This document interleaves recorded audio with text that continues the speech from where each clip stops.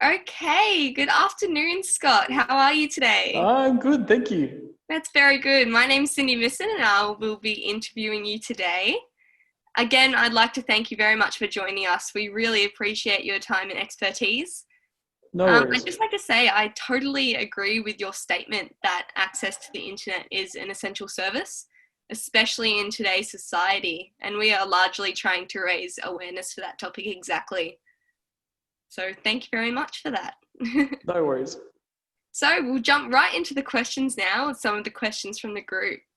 So first of all, what are some of the challenges you have personally observed for people living with a range of disabilities in terms of accessing technology and online services? I think there's two major things that are at play when it comes to getting access. So the first is that people with disability have to have the right technologies on their device of choice. So being aware of what those tools are and how those tools work is probably the first big challenge. So whether it's Windows or Mac or iOS or Android, all those devices have great accessibility features built in. The challenge is, knowing that they're there and knowing how to use them. So that's probably the first part. The second part is making sure that content is designed in a way that works with those tools. So for that, we really need industry to build accessible websites and apps, and so that those two things can come together so that people with disability can both have the technology they need, and then websites and apps are designed in a way that works with those tools.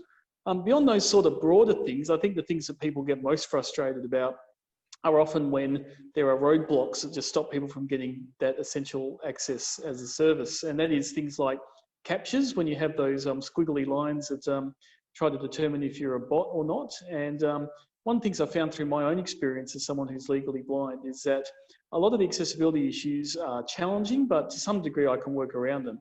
I can at least get some things read out to me, or I can change some colours and try to make it work. But when I come across a capture where I have to try and type in something that's impossible to read, well, that basically ends my experience. So I think that's just a few of those key frustrations, and certainly we have the knowledge to make it better. And so a big part of my role is to try and encourage organisations to follow standards and make it work. Yeah, definitely. Thank you for that insight. It's definitely something that would be very hard for on your behalf.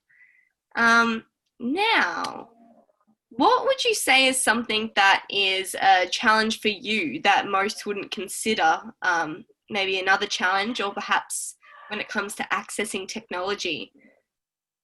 I think a lot of people assume that things like PDFs are very easy to use. So people can often understand, like if a hearing impaired person can't access a video because there's, the captions aren't there.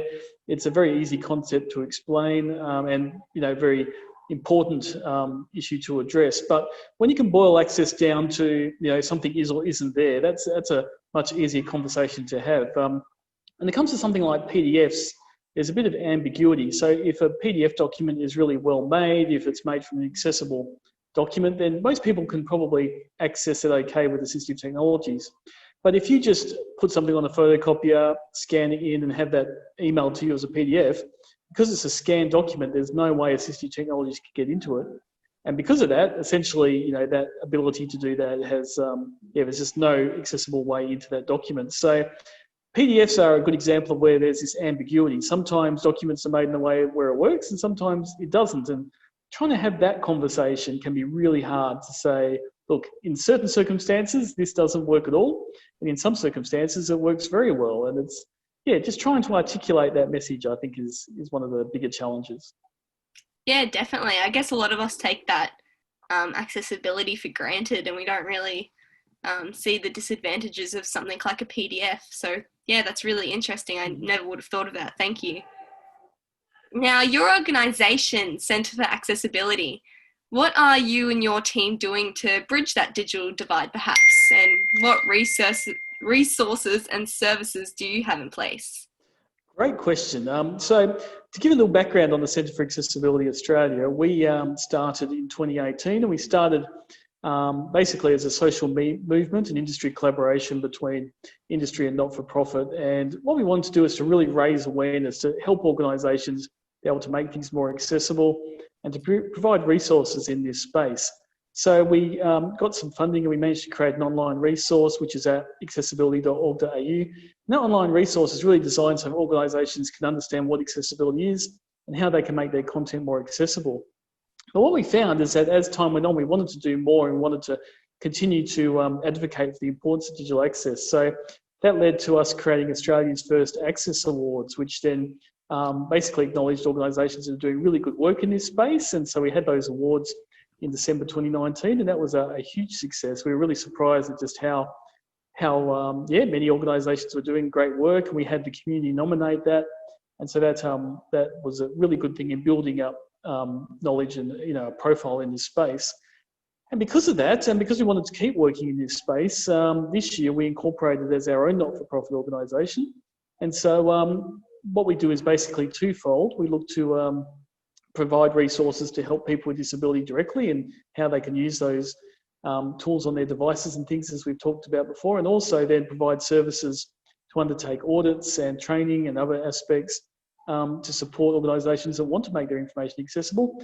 And next year we'll be having our next Access Awards, so we're looking to hold that every 2 years. So we're a fairly new organisation in this space, but we're really excited at how things are travelling, and hopefully we can do more as we go along.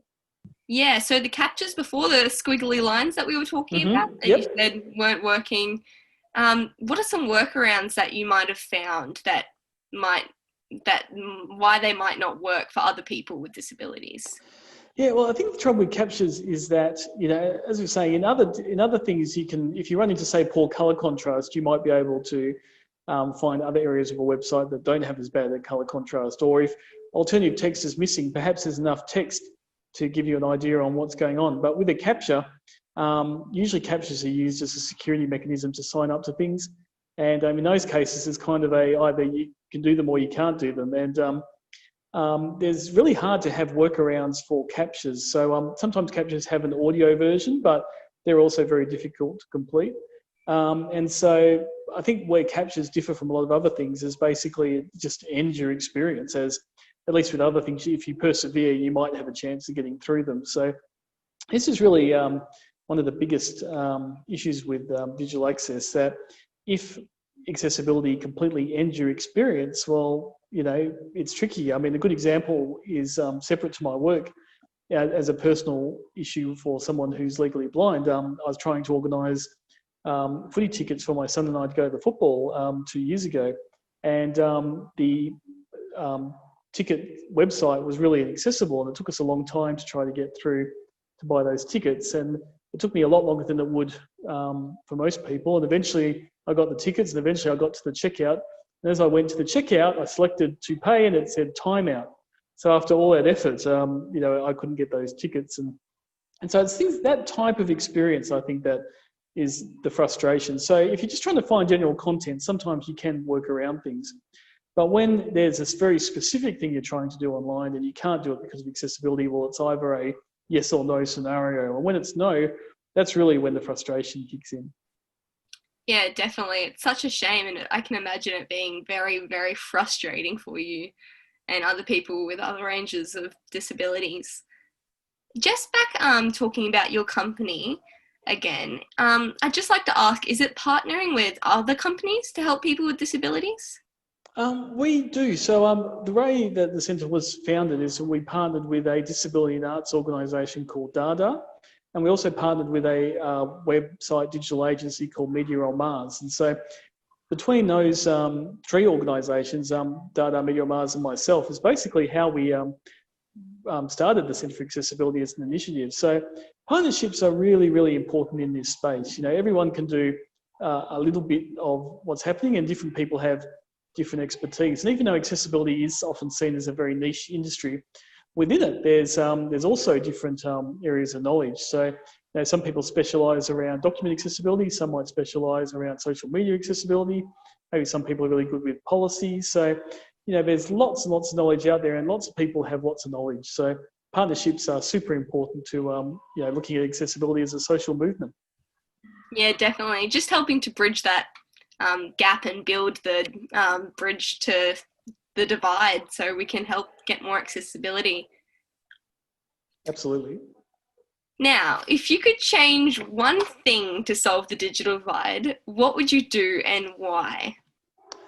Oh, that's a Bit of a great tricky question. one. Yes, I think, I mean, what I would like to see is I'll split my answer into two parts because basically it's both things have to happen. So I'd like to see that people with disability get access to all the technologies that work for them. And that should be basically free, no additional cost.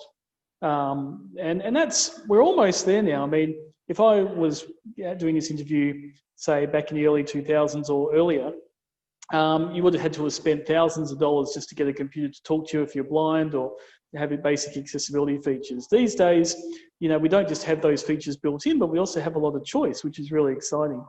But the other part, of course, is making sure that content is made in a way that works with those tools. And so we really need industry and organisations to have an awareness of what needs to be done to make things accessible and just make it happen. Yeah, definitely. That would be really good to see. And I guess that's what we're all here for, trying to bridge that gap and get that happening for people, definitely. So, how Absolutely. do you think governments are doing in this area? And what do you think needs to change, or is there anything more they can do? There is more they can do. So, look, a little bit of history. The federal government had a national transition strategy to try to get all their websites over to the WCAG standard. And when they completed that strategy, their own self-reporting data suggested that only 26% of websites had actually made that transition. So while it was good that that went up so significantly from where it was, which was close to zero, it still was discouraging for the community that a lot of effort went into that strategy, but it didn't yield the results that we all hoped for. So I think certainly, government have good policy. So I don't want to suggest that there isn't good guidance provided by government, but trying to get that practical implementation is something that is very hard to do. So what we'd really want to see is maybe some policy that has penalties if things aren't done, or even perhaps having it structured so that if people want to lodge a complaint, they don't have to argue that there is an accessibility issue, but rather it's the requirement of the government to have to prove that it did do accessibility. If that was shifted, I think that would also change things a bit. So we do have some work to do, but look, it's certainly better than it was. And every day I think it gets a little better. Yes, definitely. Some really good ideas for us to think about there and put forward, perhaps. Scott, is there any advice that you would give to someone who wants to make a difference and help in bridging the digital divide? I think one of the things I'd really encourage people to do is to get involved in the digital access community. So W3C, that produces the International Web Content Accessibility Guidelines, they have a mailing list based in the Web Accessibility Initiative Interest Group, or WAIG. And that mailing list basically gives everyone a chance to post their questions and get answers. So if people are on a technical level, want to really embrace this area, then that's great. Also, right around the country, we have meetup groups. So whether people live in Brisbane, or myself in Perth, or in Sydney, Canberra, Melbourne, there's groups where you can join if you have a passion around this area. And that will give you a great chance to meet other people, work together, and further work in this space. Yeah, definitely. That's really good information. Scott, is there any final comments or questions that you'd like to give us, or maybe we can open up the mic if possible for us to ask about? Just to say thank you. Look, one of the hardest things about any work in the digital access space is getting interest. So just have people which are interested in this space and want to look at this and have a passion. I mean, that's half the battle won already. So, thank you for the interest, and all the best with your projects and work. Thank you so much for being with us today, Scott. We really appreciate your time with us today. It's very valued. No worries. Thank you.